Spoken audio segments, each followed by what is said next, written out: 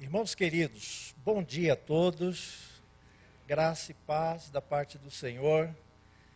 Eu quero dizer para vocês que eu estou muito contente, muito alegre, feliz mesmo em estar aqui na querida Igreja do Recreio.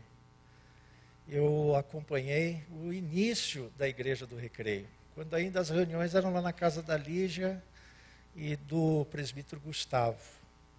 Aqueles primeiros tempos, né? E ver hoje como está tudo tão bonito, o templo bonito, aqui atrás, muito bonito, e um povo de Deus lindo, mais que bonito, né? Eu tenho muita gratidão pela vida de vocês, o apoio que a igreja nos dá, não só a nós, lá na Espanha, mas também ao nosso filho, o Rogério e a Fabiana, lá em Guiné-Bissau. E às vezes quando nós falamos do recreio entre nós falamos assim com emoção, com muito prazer e com muito louvor a Deus, com muita gratidão pela bênção que vocês têm sido para nós. E até pela extensão de vocês lá na Espanha, porque lá tem uma família daqui do recreio participando lá ativamente, presente, são amigos queridos, né? A Priscila e o Alexandre. E vez ou outra, gente daqui chega lá, e a gente se encontra e é sempre um imenso prazer. Então, é um privilégio grande estar aqui com vocês. Eu quero tomar o nosso tempo aqui, dividindo em uma breve meditação e também uma breve exposição dos últimos 3 anos de atividades lá na Espanha. A minha esposa, dessa vez, não me acompanha. Ela é fundamental, é essencial para mim, em todos os sentidos, inclusive no ministério. E era, inclusive, para ter uma estande montado ali atrás, com uma exposição de fotos, indicativos, coisa que ela preparou com carinho, mas eu cheguei e o tempo não permitiu, enfim, as coisas aconteceram. Mas tem ali um marca-páginas, tem um folder para você levar e orar pelo nosso ministério, tá bem? Só não pode levar um caderninho que tem ali com fotos e exposição. Você pode dar uma olhadinha, sem problema nenhum. Mas Sueli não me acompanha porque há poucos dias nasceu o Davi. Davi é filho da nossa filha, Vívia. E ainda na sexta-feira, numa reunião lá familiar, a pergunta foi: Vívia, dá para aguentar aí sem a mamãe? Né? Ah, dá, pai, eu acho que dá para vocês irem, eu vou me virando aqui com o Vitor. E depois dessa conversa, a Sueli falou: eu estou quebrada, morta de sono, arrebentada, quase que destruída. Eu falei: então, paz seja convosco, fique aqui, não tem problema nenhum, eu vou, em outro momento a gente pode passar lá no recreio. Quer dizer, eu não sei quando será esse outro momento, mas a gente fala assim, e aí Deus proverá. Mas é uma alegria rever tanta gente aqui, né? Gente nova que eu não conhecia, alguns já conhecidos desde tempos passados, né? Pessoas que conhecemos lá na igreja da Gávea, depois lá na igreja do Grajaú, e mesmo aqui no Recreio. Pastor Damião, prazer revê-lo. Pena que o Daniel não está aqui para a gente dar um abraço, mas já está agendado. Daniel vai pregar lá na Catedral Presbiteriana de Getafe no final do ano, ou no início do próximo ano, lá na Espanha. E eu espero que um dia o Damião possa chegar lá também, compartilhar a palavra com o Senhor. E quantos mais aqui quiserem ir lá, a gente pode compartilhar uma paella sem problema nenhum. Tá bom? Se não, o Ramon espanhol também vai bem. Ok? Vamos abrir a palavra do Senhor, então, em Atos dos Apóstolos, no capítulo 4. Atos dos Apóstolos, capítulo 4. Este Atos é os Atos também, ou são os Atos da Igreja do Senhor Jesus. Ou, como alguém muito bem deixou escrito, os Atos do Espírito Santo. Porque a igreja se move pelo poder, pela ação do Espírito Santo. E nesse texto aqui a gente pode ver algo muito especial sobre a ação do Espírito Santo na vida da igreja neotestamentária, recém-nascida, podemos dizer assim, cheia desse Espírito para pregação do Evangelho da graça de Deus. O capítulo 4, nós não vamos ler todo, apenas os primeiros 4 versículos. Diz assim a palavra do Senhor: falavam eles ainda ao povo, quando sobrevieram os sacerdotes, o capitão do templo e os saduceus. E ressentidos por ensinarem eles o povo e anunciarem em Jesus a ressurreição dentre os mortos, e os prenderam, e recolhendo-os ao cárcere até o dia seguinte, pois já era tarde, e muitos, porém, dos que ouviram a palavra a aceitaram, subindo o número de homens a quase 5.000 pessoas. A liderança religiosa de Israel, contrária à ação dos apóstolos, prende, põe no cárcere a Pedro e a João.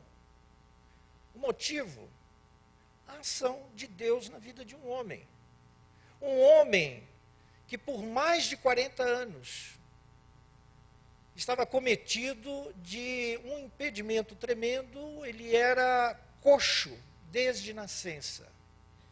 Capítulo 4, versículo 22, diz que ele tinha já mais de 40 anos de idade. E o capítulo 3, no início do capítulo 3, encontramos essa narrativa de quando Pedro e João foram ao templo.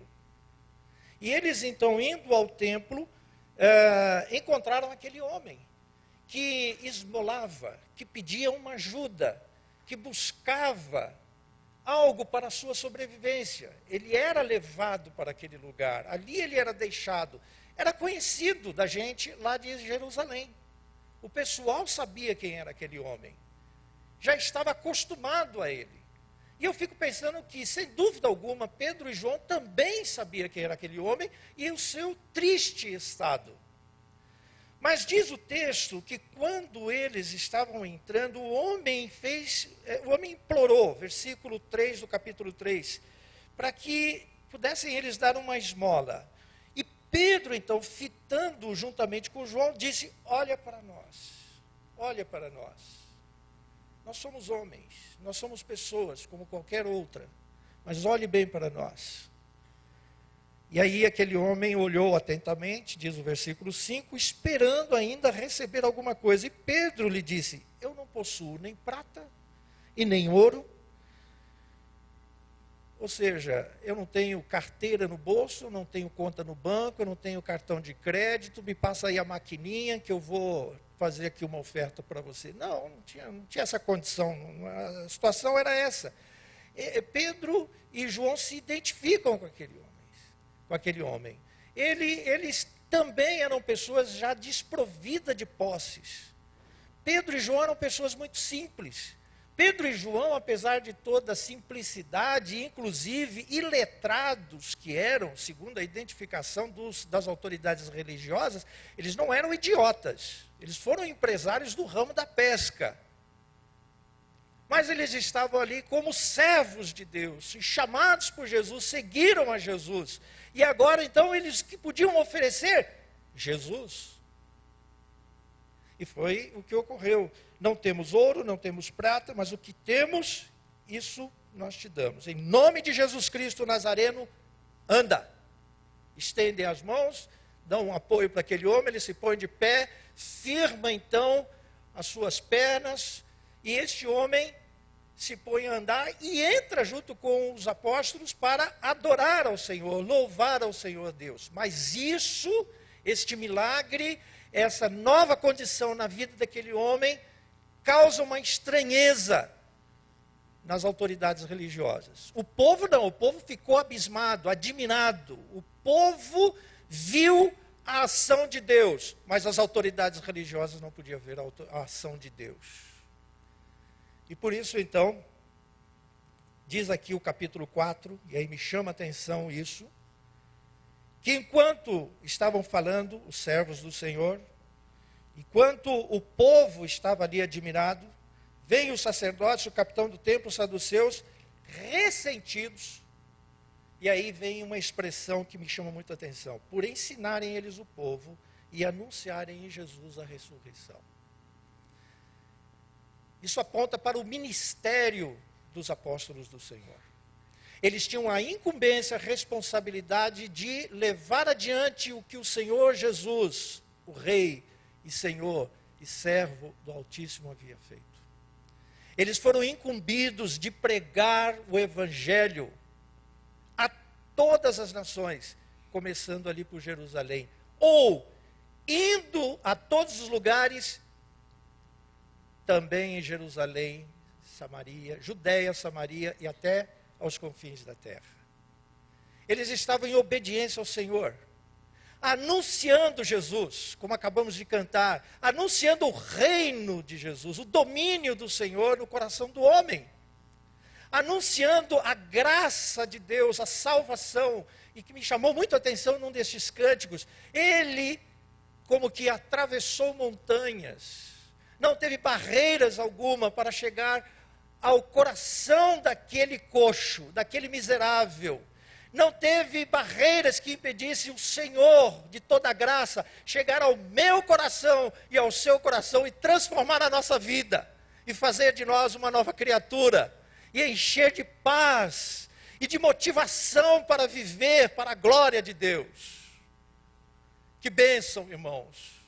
Ontem eu cheguei aqui ao Rio e eu pensei, vou pegar um ônibus de linha mesmo, tenho que ir a Ipanema, já tinha uma reunião lá, olhei para o relógio e não vai dar tempo.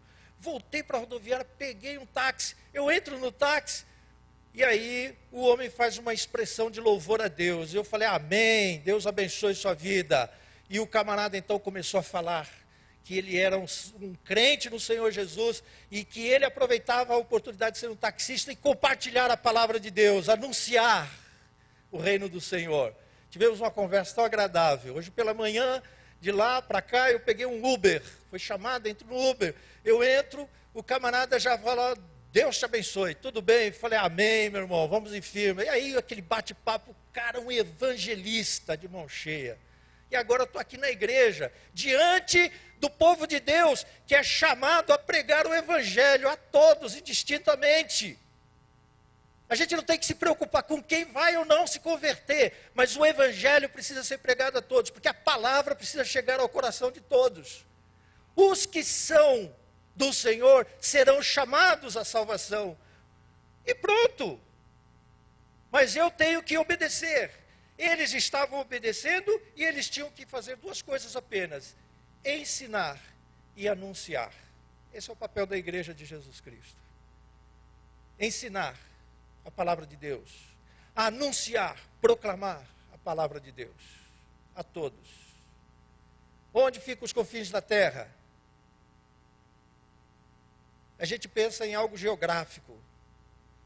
Eu não penso assim. Para mim, os confins da terra é o último lugar desse mundo, ou o lugar mais distante, não sei onde tiver uma única pessoa que ainda não tomou conhecimento da verdade, do evangelho e da graça de Deus. Ali, para mim, é o confins da terra. O evangelho precisa chegar a essa gente. E é a igreja que está incumbida de tal papel. Agora, o ensino e a mensagem da igreja tem que ter um conteúdo.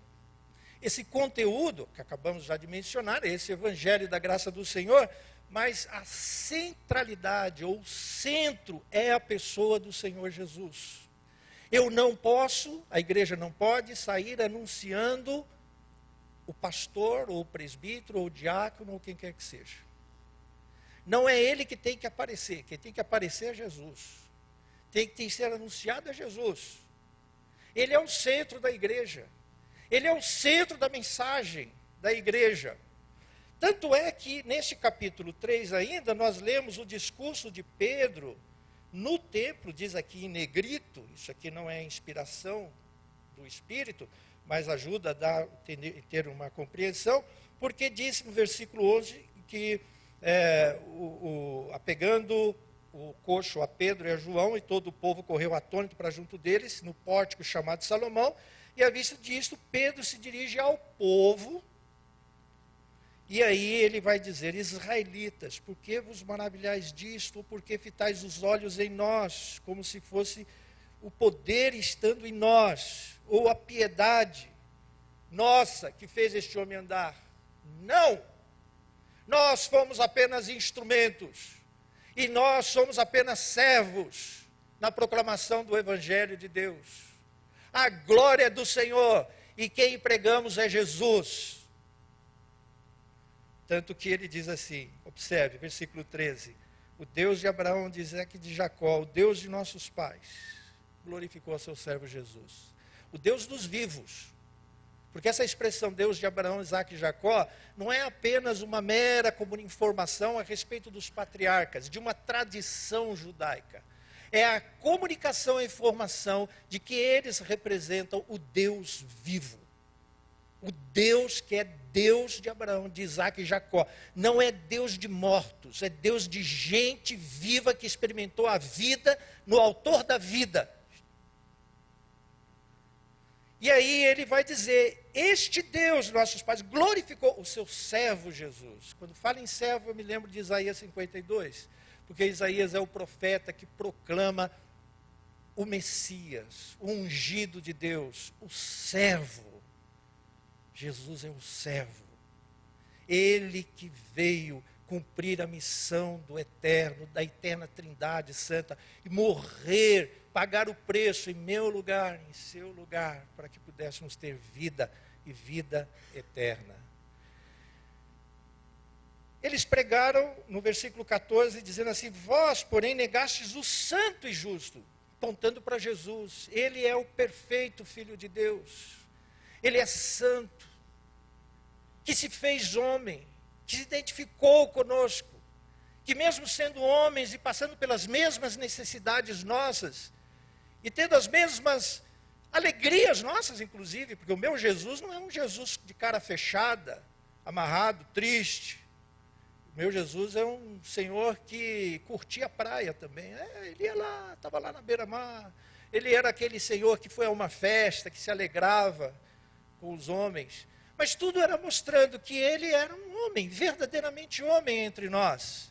Sem deixar de ser Deus, verdadeiramente Deus. Em toda a amplitude da sua criação e entre nós. E eles apontaram para ele como santo, separado do pecado, porque nunca pecou como nós. A grande diferença. E por isso, então, ele estava credenciado, autorizado para fazer o que fez, cumprir a lei, pagar o preço, as exigências de Deus para a nossa salvação. É aquele que é o justo. O justo é o que justifica. O justo é o que dá paz. O justo que age com justiça no sentido de proporcionar vida ao que está morto e de oferecer a mesma oportunidade a todos indistintamente, mas nem todos crerão. E a justiça de Deus virá sobre aqueles incrédulos. Ele é o justo. O centro é Jesus. Eles anunciam no verso 15, olha, vocês mataram o autor da vida. Jesus é o autor, é Ele quem nos dá vida e vida em abundância. E vida para sempre. Depois ele vai dizer, mas ele foi ressuscitado dentre os mortos, e nós somos as testemunhas.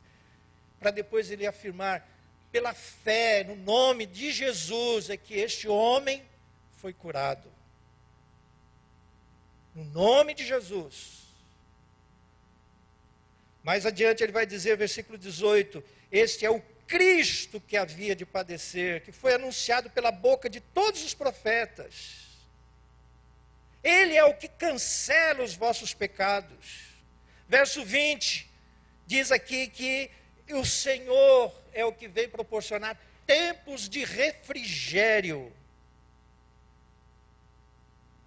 E não é algo assim apenas para o futuro, é o já, é neste momento nós já experimentamos paz, descanso, serenidade em nossa alma, apesar de todas as nossas lutas, de todas as nossas tentações, apesar de todas as nossas inclinações, mas nós podemos experimentar o refrigério, doce cuidado do Senhor em toda e qualquer circunstância. Que maravilhoso é esse Senhor. Esse é o Senhor pregado pelos apóstolos. Esse deve ser aquele que deve ser pregado pela igreja. Mas não termina. Porque ele vai dizer mais adiante que Moisés falou daquele que seria o profeta maior que ele, propriamente dito, o Moisés, e então ele vai falar, esse é o profeta semelhante a mim, e a ele é que nós devemos ouvir, em tudo quanto vos disser.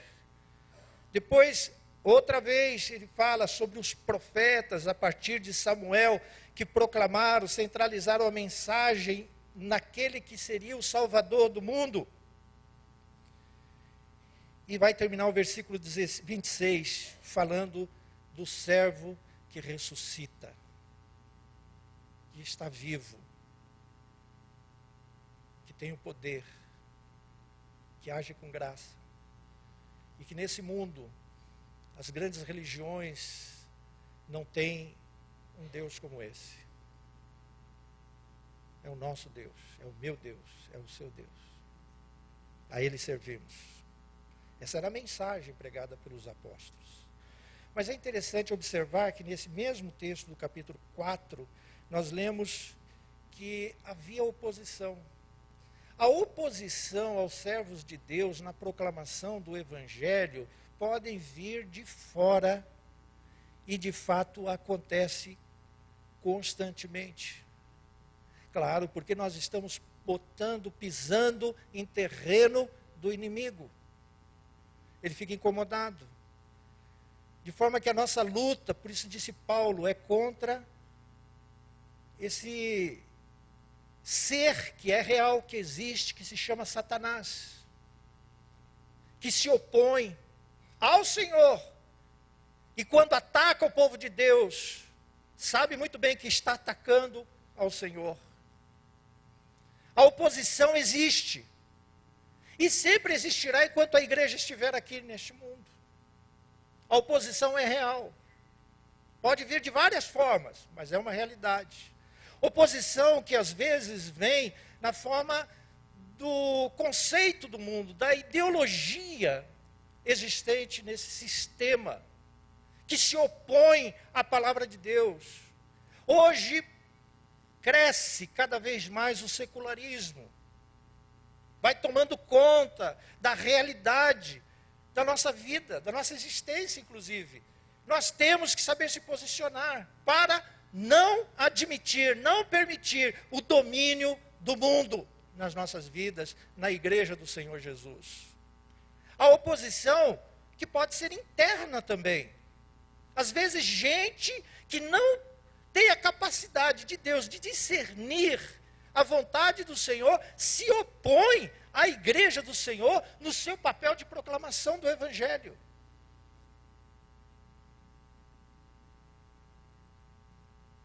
Eu já ouvi. Pastor, o senhor não tem outra mensagem a pregar? O senhor fica o tempo todo falando sobre a salvação, sobre a necessidade da igreja pregar ao mundo.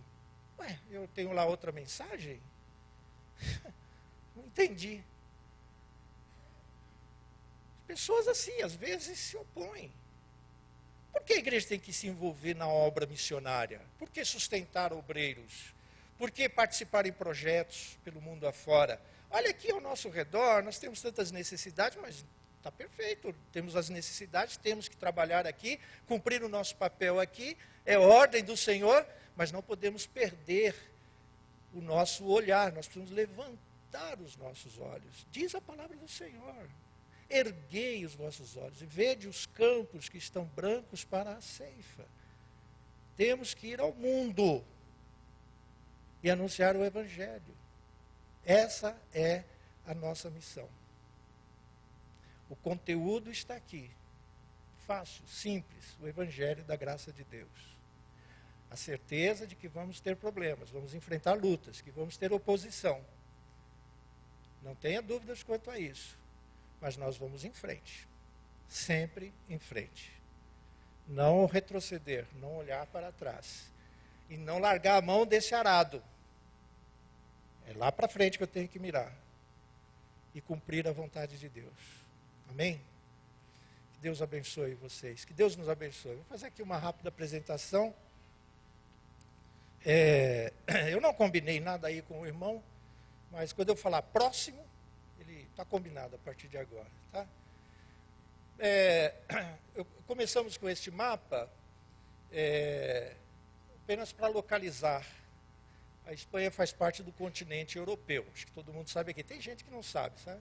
Então, faz parte do continente europeu e é um país hoje com perto de 47 milhões de habitantes. Não chega a 1% o número de evangélicos no país. As nossas igrejas, em geral, são igrejas pequenas. 15 pessoas, 20. Quando chega a 50, pula de alegria. Isso já está virando uma mega igreja. Né? Poucas, mas pouquíssimas, tem mais de 50 pessoas. Você vai encontrar, sim, igrejas com mais de 100, 200, tem igreja com mais de 400 pessoas até. Mas olha lá para o evangelho que eles estão pregando, hein? Tem que prestar atenção. E algumas são boas, são fortes, já são grandes, com muitas pessoas, mas são igrejas antigas. Claro, porque você está num país que é o país da Contra-Reforma, onde nasceu a ordem dos jesuítas, que nasceu para combater a reforma protestante. E a Contra-Reforma é algo que está ali, ó, no sangue daquela gente, na alma daquele povo. É um país predominantemente católico, apostólico, romano e eu acrescento, medieval. Igreja não é apenas uma questão de religião, aquilo ali é cultura. É cultura, faz parte da cultura deles. Eles aprenderam, portanto, desde lá do século XVI, que não tem que dar ouvidos para pregadores protestantes. Que eles vêm, eles estão lá no país, mas são estrangeiros. De forma que a igreja cristã evangélica ou protestante é a igreja de estrangeiros. Esse é o pensamento deles. A ideia que eles têm do crente da igreja são hereges. Então vocês estão diante aqui de um herege. Nós somos considerados assim, como igreja.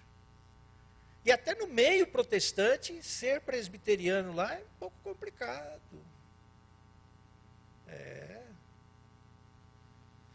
Mas é assim a Espanha.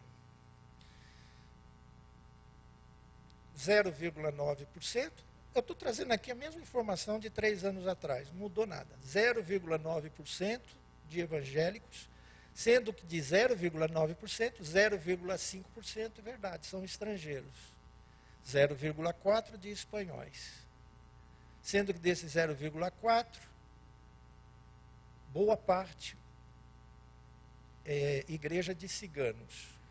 A maior denominação do país é uma denominação de ciganos.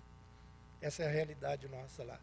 O nosso projeto chama-se Projeto Região Metropolitana de Madrid. O nosso foco não é a capital, o amarelinho ali, e sim as cidades ao redor. É óbvio que a gente vai morrer e não vamos chegar a todos os lugares ali, mas estamos hoje em Getafe e fazendo grupos de estudo e oração em alguns outros lugares, especialmente da região sul de Madrid.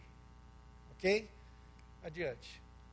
Aqui está aquilo que eu carinhosamente chamo de Catedral Presbiteriana de Getafe. É a minha catedral. Olha que maravilha. 107 metros quadrados. Salas de aula de vocês aqui devem ser bem maiores, imagino eu, algumas aí, não? Mas ali, pela graça de Deus, o Senhor tem chamado alguns à salvação. Estão se reunindo, estão aprendendo a palavra de Deus. Quem sabe um dia, né, a gente vai ter um grupo assim, ó, ter um espaço como esse. Mas por enquanto ali estamos, num salão alugado, reunindo durante o domingo, vendo esse grupo de louvor aqui, que lindo. Estou de parabéns vocês aí, vocês tocam muito e cantam também. E aí eu fiquei olhando, uau, o Mateus precisa saber disso, porque o Mateus é o grupo de louvor lá de Getafe. Ele é o líder do grupo e ele comanda aquele grupo maravilhoso, somente ele. Uma bênção, Mateus. Eu não tenho problema nenhum com o grupo de louvor lá da minha igreja.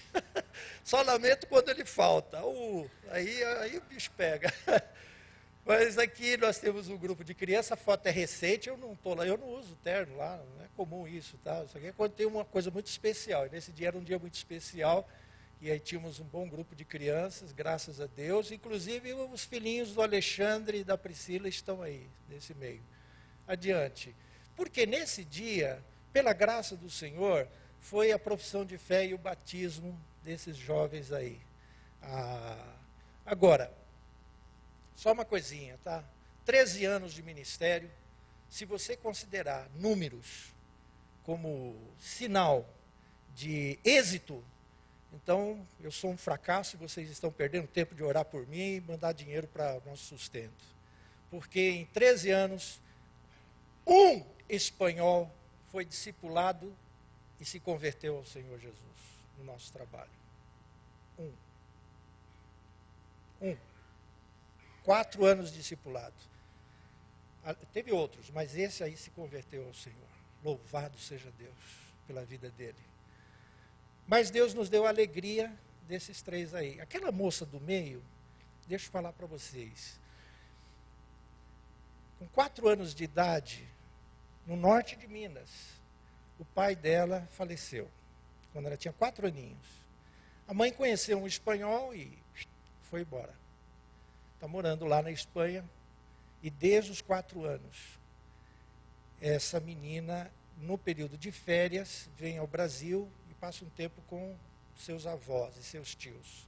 Os avós e tios são evangélicos, da parte de pai. Da parte de mãe, inclusive, são batistas. Da parte do pai, presbiterianos. E ela, então, sempre no período de férias escolares lá, período mais longo que é agora, vem para o Brasil. E ela foi crescendo. E ela foi se integrando à igreja lá. E, estando na Espanha, ela resolveu, não vou frequentar outra igreja que não seja a igreja presbiteriana. Mas onde tem igreja presbiteriana? Não é muito fácil achar lá, não, sabe? Mas aí, no ano passado, a revista da SAF, daqui do Brasil, publicou uma matéria sobre o nosso trabalho. E a tia entra em contato dizendo, olha, acabei de ler aí perto de vocês, 25 quilômetros, tem uma igreja presbiteriana.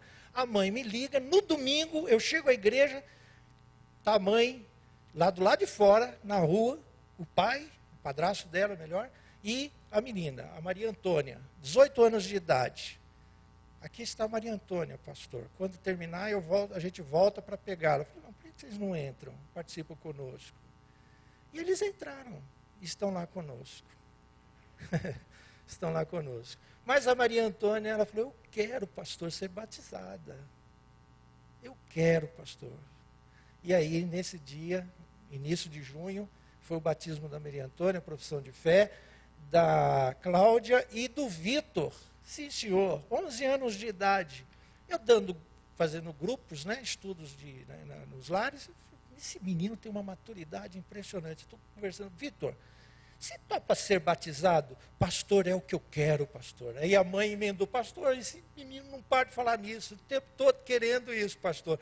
Falei, tá comigo, Vitor, vamos embora.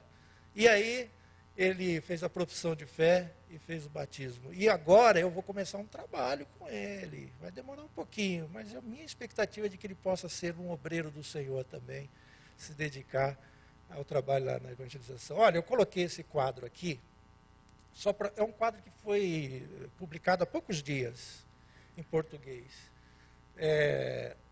Me chamou a atenção, por isso eu resolvi incluir.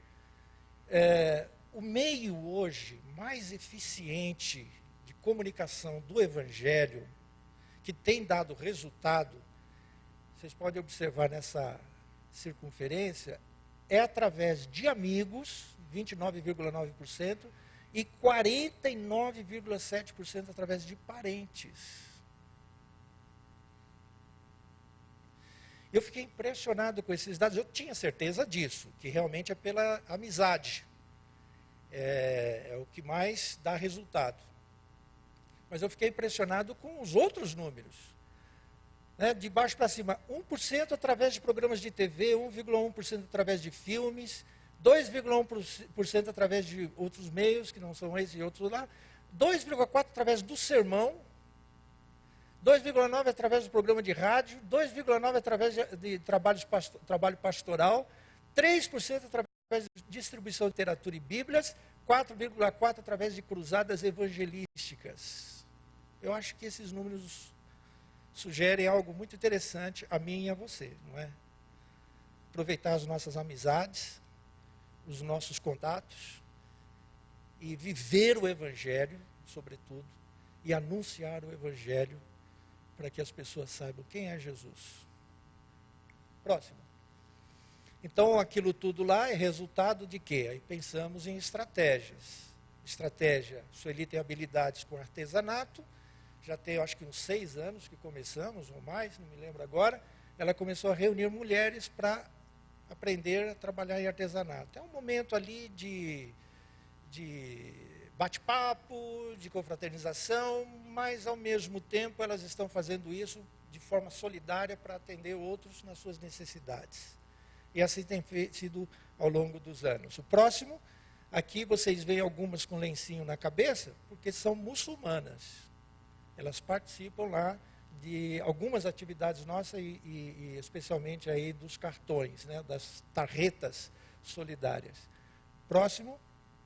Aproveitamos também para fazer um roupeiro, como é chamado lá. Aqui seria um brechó, não é isso? Ou um bazar, alguma coisa assim. Então, na época da crise, a Espanha está saindo da crise, está bem agora, mas já teve um momento muito complicado. E naquele momento nós resolvemos, vamos fazer isso, vamos colocar roupa aqui para o povo. E hoje já se tornou algo normal. Os vizinhos mesmo trazem roupas, né? E nós damos, não vendemos. Damos. E por quê? Porque mexe, eles indagam, eles perguntam, mas como assim é dado? É dado, algumas delas até com etiqueta, mas não tem que pagar nada? Não tem que pagar nada. Mas por que vocês fazem isso? Por amor a Jesus. Conhece Jesus? E aí vai. Entende? E é uma experiência muito legal. Aqui começamos a fazer classes de reforço escolar para crianças que têm dificuldades com o inglês. Hoje já tem até uma nativa, uma americana, melhor dizendo, uma missionária americana, que colabora conosco lá durante a semana. Ela vai lá e dá as aulas para essas crianças. E você vê aqui que tem umas mães muçulmanas fazendo artesanato enquanto os filhos estão lá aprendendo o inglês. Tá? Então, oportunidades que surgem que a gente não pode perder. E vamos compartilhando a fé no Senhor. Adiante, pequenos grupos de estudos e oração, inclusive aí foi na casa do Alexandre e da Priscila. Adiante, capelania hospitalar, levar consolo. Adiante. Isso aqui é uma coisa interessante. Tem 2 anos, Sueli pensou assim, eu vou chamar as mulheres da tarreteria, do grupo de cartões, que a maioria não é crente, né? Não são, as pessoas ali são algumas agnósticas e coisas assim. A Sueli falou, vou chamar essa gente para orar, vou ver o que dá. E não é que deu. Se reúne de sexta-feira, 1 hora antes de começar a reunião de artesanato. Elas vêm e oram. Aí ficamos pensando, que coisa, que fenômeno é esse? E aí nós chegamos à conclusão, rapaz, todas as religiões têm oração. Muçulmano ora. Budista ora, todo mundo tem isso. Então é um ponto de contato. É claro que, estando ali, elas aprendem, que foi o que a Sueli se dedicou bastante nos primeiros meses, que a oração se faz ao Deus vivo, e em nome de Jesus. Sabe o que está acontecendo? As mulheres estão orando. Não vêm aos cultos. Não vêm aos cultos. Mas lá estão elas na reunião de oração e trazem suas dificuldades, seus problemas de família, de trabalho, etc. A gente que frequenta a reunião de oração sabe muito bem o que isso significa. Se você não participa das reuniões de oração, você está perdendo, viu? Não deixe de vir aqui. O endereço é o mesmo. Tá? Igreja do Recreio. Venha, ore, vale a pena. Então, é uma estratégia. Acabamos descobrindo que a oração é uma estratégia missionária. Vamos lá, adiante. Aqui é o seguinte, aqui eu vou mudar um pouquinho, porque além das atividades que a gente tem em Getafe, a gente também temos participação com o Ministério da APEC, Aliança Pro Evangelização das Crianças. Sueli e eu fomos missionários da APEC aqui no Brasil, e lá, estando lá, descobriram a gente, nos convidaram, aí eu passei a me envolver com eles, e a Sueli também, então nós damos aulas, ajudando na capacitação de professores para o Ministério com Crianças. A Espanha tem 7 milhões de crianças. Não se aborda a criança como aqui. Você não pode se aproximar de uma criança do nada e começar a conversar com ela. Isso, inclusive, é perigoso. Então, é um pouco complicado, mas você tem que buscar outras estratégias, e existem, para poder alcançar as crianças lá. Então, Deus nos tem dado a graça de fazer isso, não somente lá na Espanha, mas também em Portugal, sempre no mês de outubro. Vamos por 10 a 15 dias com a PEC lá de Portugal, e ajudamos treinando professores para o Ministério com Crianças. Aqui é uma reunião da diretoria da PEC da Espanha, eu estou fazendo parte lá do grupo, a convite dos irmãos. E aqui é lá em Portugal, uma Sueli dando aula lá para os professores. Pode ir para adiante. Aqui já é lá na África, a Sueli esteve lá em abril. E a Marcela já tem ido lá algumas vezes, dado a sua contribuição, e outras, a Rosinha, não sei mais quem, tem mais gente daqui do Recreio que tem ido, né, lá em Guiné-Bissau. E aí já sabe, com seus conhecimentos, suas habilidades profissionais, você vai ser muito útil lá no Ministério do Rogério da Fabiana. E a Sueli, ela é educadora, então ela foi, e lá ela estava trabalhando com os professores do projeto Educando. Ela não foi para isso, ela foi para ver os netinhos, sabe? Mas aí a Fabiana canalizou e a Sueli fez com muito prazer. Bom, em 2017, nós fizemos uma campanha lá com o pessoal do artesanato e da igreja, arrecadando roupas de frio, cobertores, etc., e mandamos para os refugiados da Síria. Né?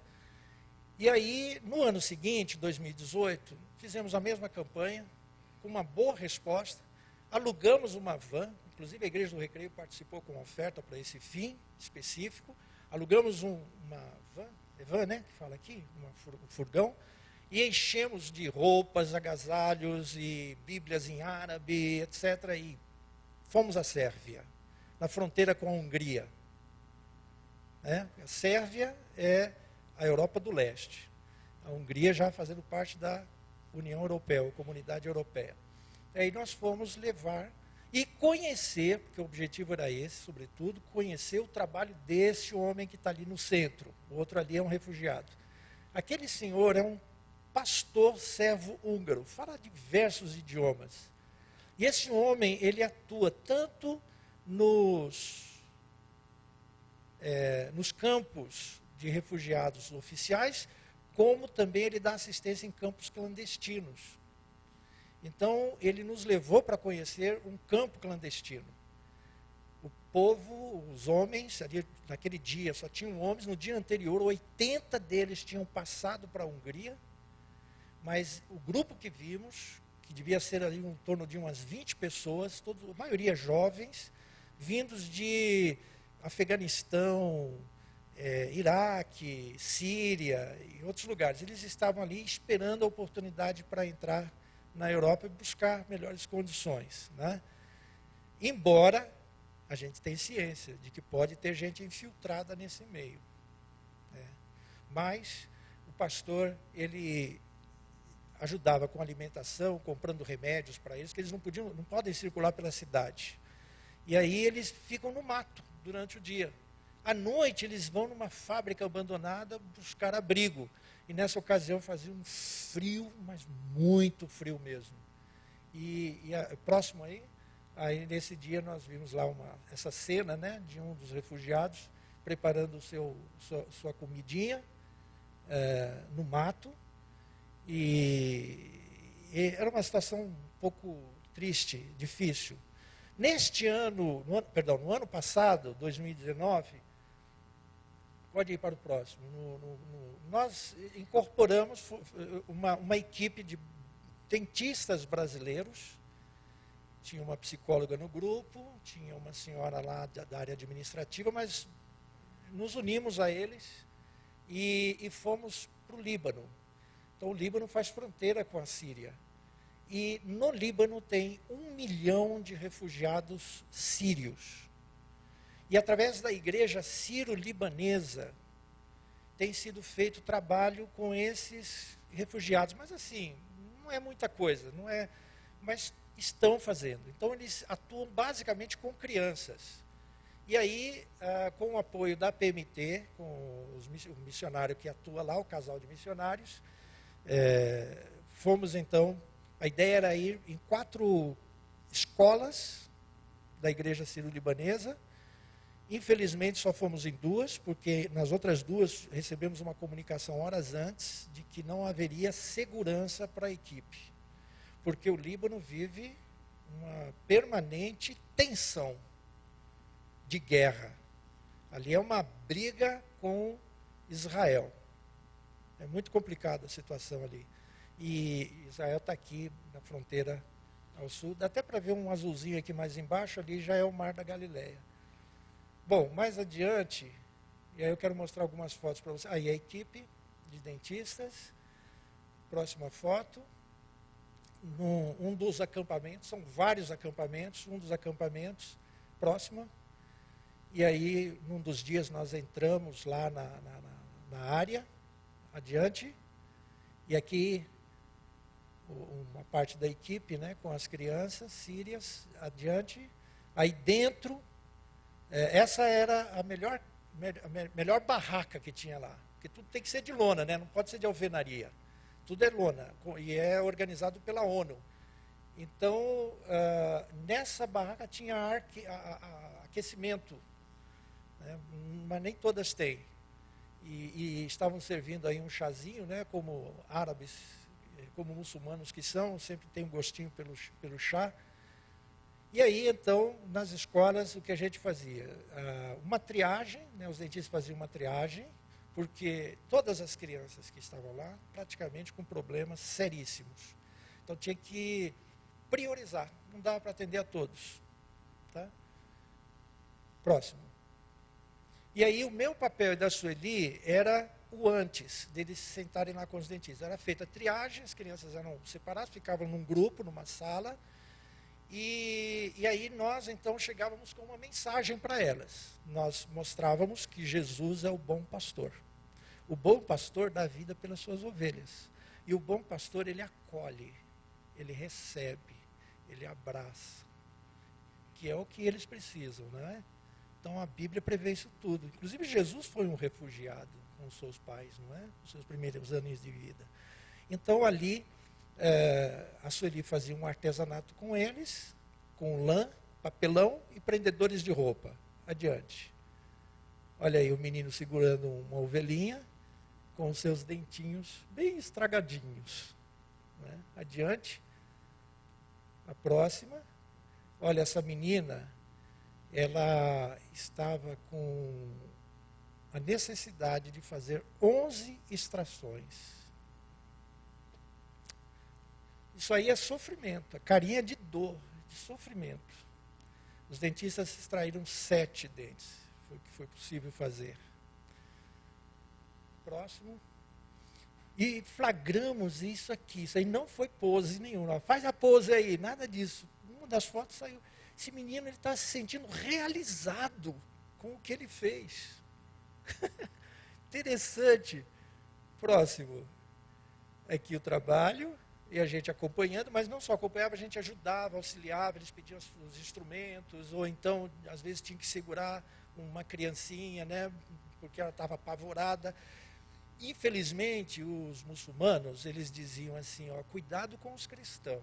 Os cristãos podem te roubar, sequestrar, podem fazer mal para vocês. Muitas delas estavam apavoradas mesmo. E ainda mais abrir a boca lá e ouvir o barulho do motorzinho, coisa assim.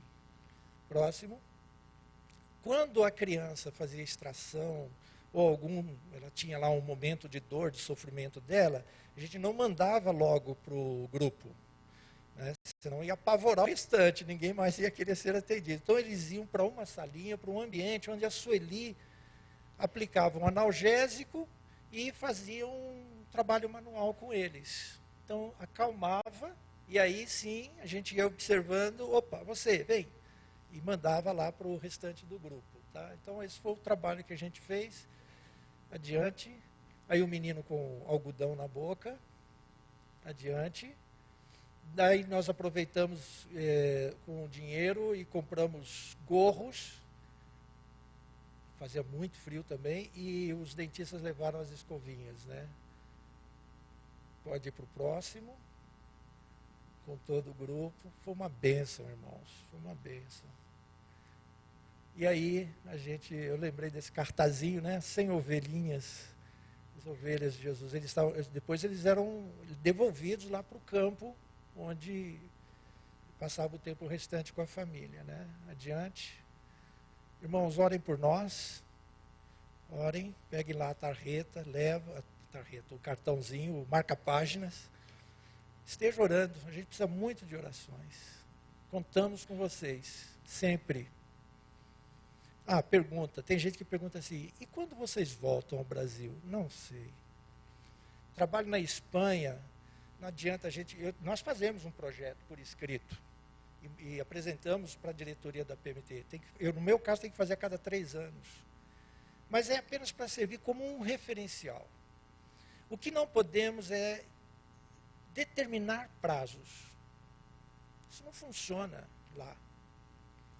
Não adianta. Outro dia mesmo, aliás, por diversas vezes, existe um movimento aqui no Brasil de plantação de igreja em que eles estabelecem prazos. Em 5 anos, em 10 anos, tem que estar já... a igreja tem que estar formada, independente. Não funciona no ministério transcultural em determinados lugares. E isso tem causado problemas para nós missionários, que estamos em campos assim, que é osso duro de roer. Então, eu não sei quando vou voltar, nem Sueli. Nós temos uma convicção, Deus hoje quer a gente lá. Então, é projeto de vida, diríamos assim. É projeto de vida. Mas estamos nas mãos do Senhor. Orem pela Espanha. Orem pela evangelização da Espanha. O evangelho precisa alcançar o coração daquela gente. Eu que trabalhei também com Sueli, com tribos indígenas, no início do nosso ministério, hoje a gente está lá, a gente vê, isso aqui é uma verdadeira... São várias tribos, que antigamente eram reinos. E hoje ainda continua essa ideia, esse sectarismo entre eles. Se desprezam. Você é espanhol? Sou, mas eu sou andaluz. Você é espanhol? Sou, mas sou madrilenho. Você é espanhol? Sou catalão. Nem gosto de ser chamado de espanhol. Sou catalão. Eu sou basco. E aí, em meio aos quatro idiomas oficiais lá e algumas vertentes, eles se desprezam uns aos outros, não é? E na hora de cantar o hino nacional, você já notou? Não tem letra. Só a música. Porque não chega a um acordo. Enfim, não dá tempo para a gente falar sobre outras coisas mais, mas nós estamos lá e amamos aquele povo e queremos o melhor para eles. O melhor para eles é esse evangelho da graça de Deus. É aquele evangelho que Pedro disse para o coxo: não tenho ouro, não tenho prata, mas o que eu tenho eu te dou. Levanta-te e anda com Jesus. Obrigado, irmãos. Deus abençoe vocês.